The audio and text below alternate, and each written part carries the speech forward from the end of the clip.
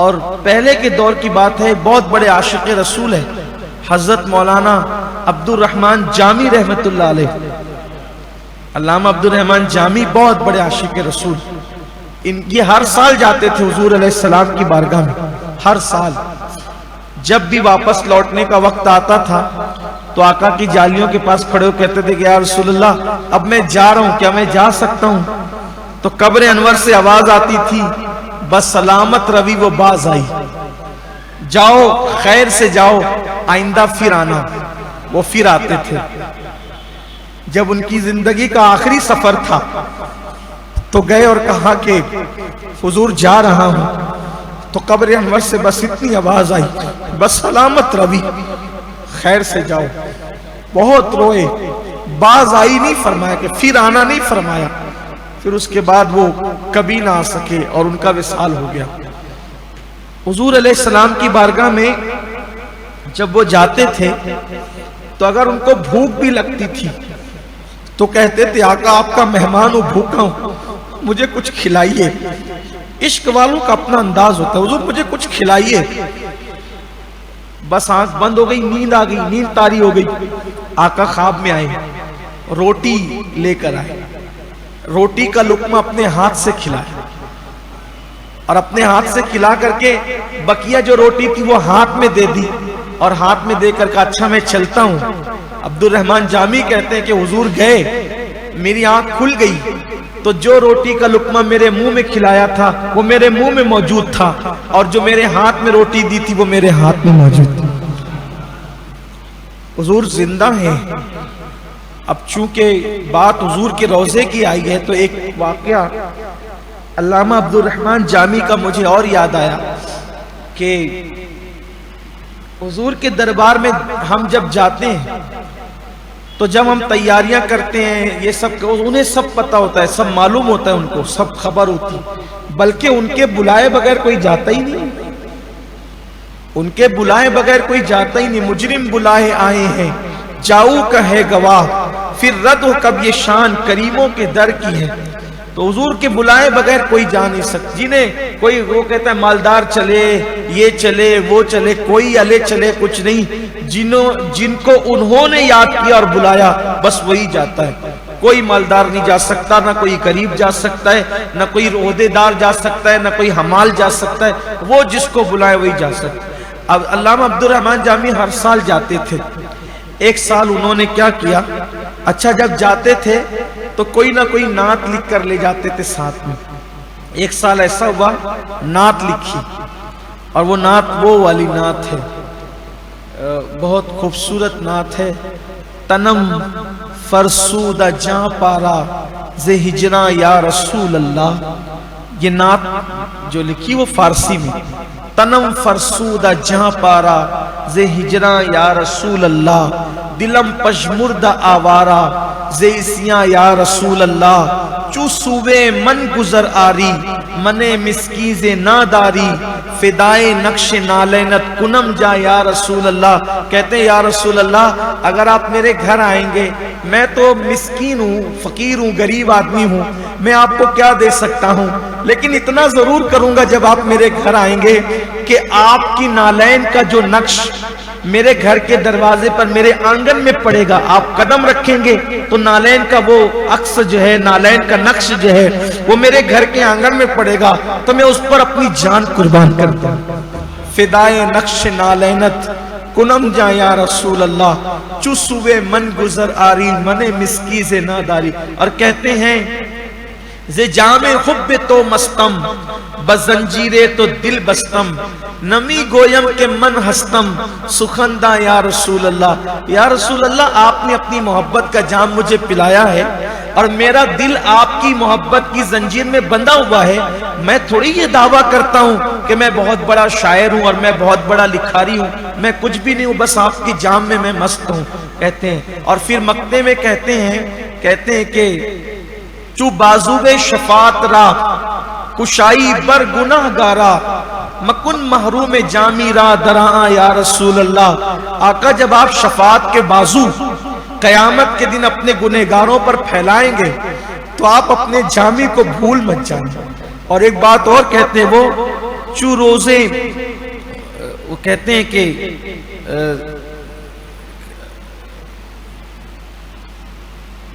ایک بار دروشی پڑھنے، اچھا شعر ہے.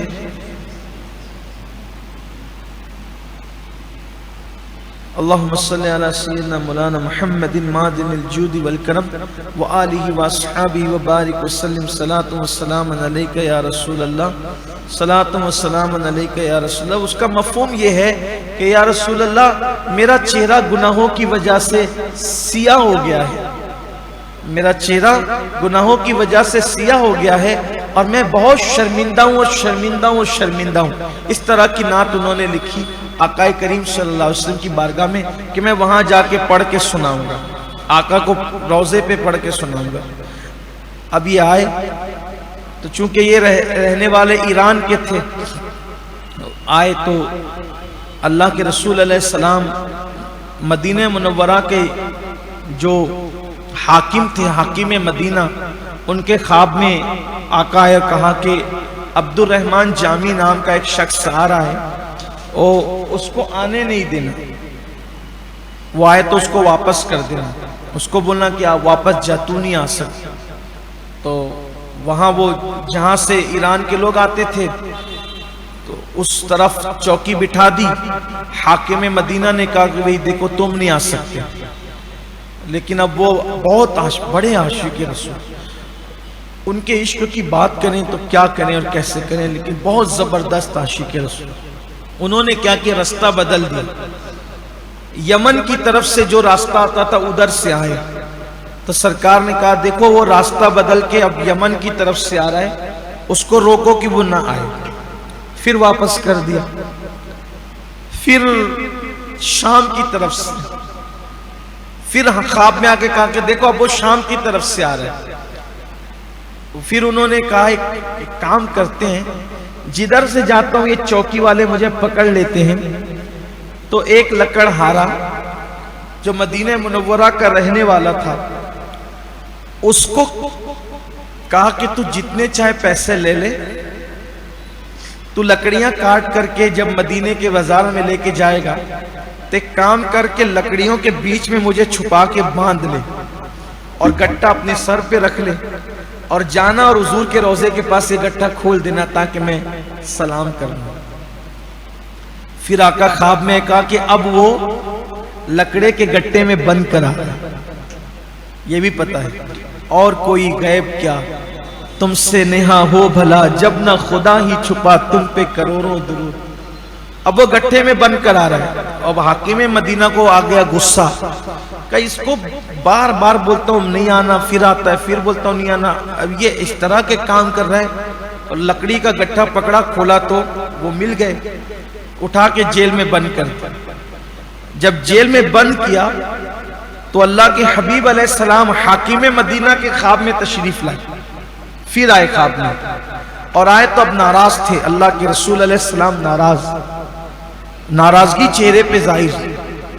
آقا کریم صلی اللہ علیہ وسلم نے فرمایا میں نے تجھے اس کو آنے سے روکا تھا کہ اس کو آنے مت دینا، جیل میں ڈالنے کا حکم میں نے تو نہیں دیا تھا تجھے، تو نے اس کو جیل میں کیوں ڈالا؟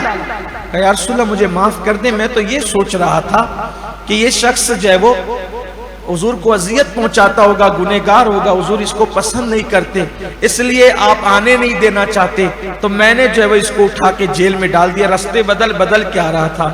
فرمایا نہیں، وہ تو میرا عاشق ہے، وہ مجھے ستاتا نہیں ہے مگر ہے میرا عاشق.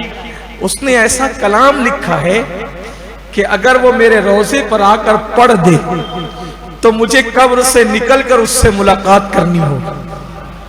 ایسا کلام اس نے لکھا ہے. اس لیے میں چاہتا ہوں کہ وہ نہ آ سکے میرے روضے پر، اس لیے کہ قبر سے نکل کر ملاقات تو ہوگی لیکن پھر کچھ معاملات بھی تو ہوں گے، غیبی معاملات رہتے ہیں. تو بہرحال یہ شان ہے. تو حضور علیہ الصلوۃ والتسلیم ابھی بھی جب حضرت سیدی احمد کبیر رفاعی، بہت بڑے بزرگ ہیں سید احمد کبیر رفاعی، ان کا مزار جو ہے وہ عراق میں ہے. ام عبیدہ ایک شہر ہے عراق کا، وہاں ہے.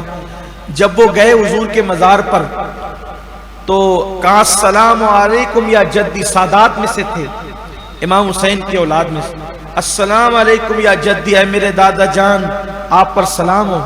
تو جواب آیا وعلیکم السلام یا ولدی، میرے بیٹے تم پہ بھی سلام ہو۔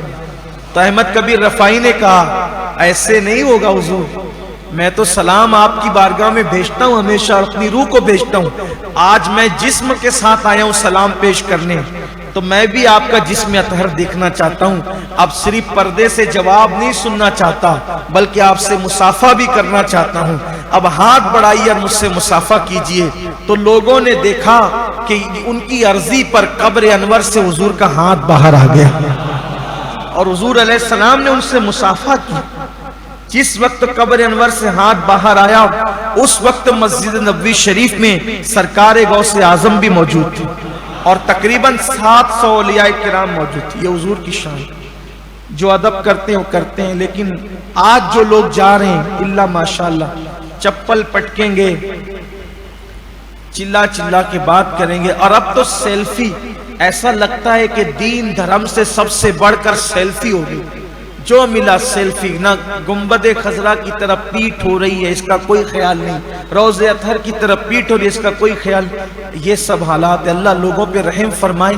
پہلے جب لوگ علماء سے، سادات سے، بزرگوں سے ملتے تھے تو ان سے کہتے تھے دعا کریں، اور اب ملتے ہیں تو سیلفی، دعا نہیں لینا سیلفی لینا، کیا کرو گے سیلفی لے کر؟